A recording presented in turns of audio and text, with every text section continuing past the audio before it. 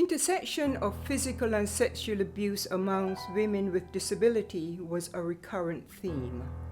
Although women from all groups reported accounts of sexual violence, negative attitudes to their impairment left women with disabilities with a reduced sense of self and their partners with an increased sense that sex was theirs for the taking.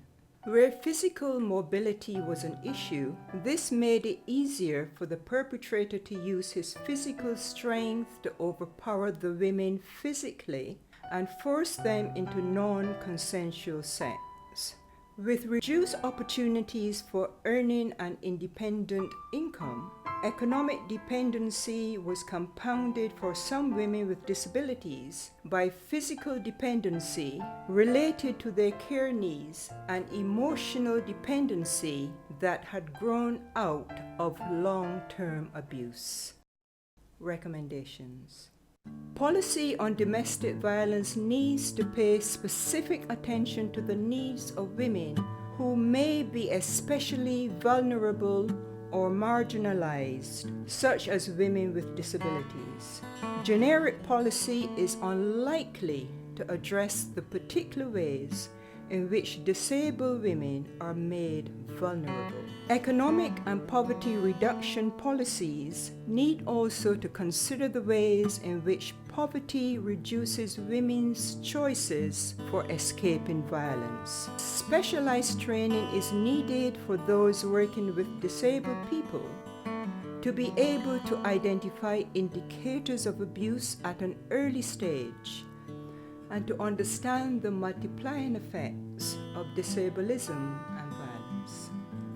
Court procedures should ensure that specific attention is paid to the needs of disabled women, providing befrienders, mobility access, non-legal advocates, and sign language interpreters as appropriate for women pursuing domestic violence cases through the courts. Discrimination and disablism can lead to low self-worth, which in turn can affect a person's ability to take action when boundaries have been crossed. For example, when personal care leads to the violation of the personal.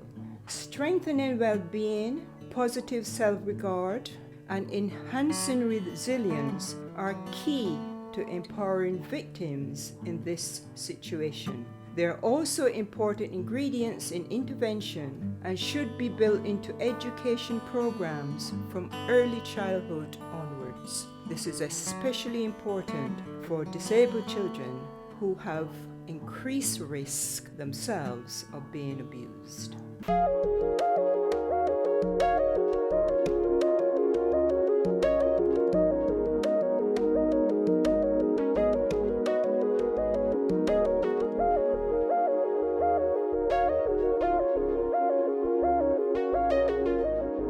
This is an EU-funded project.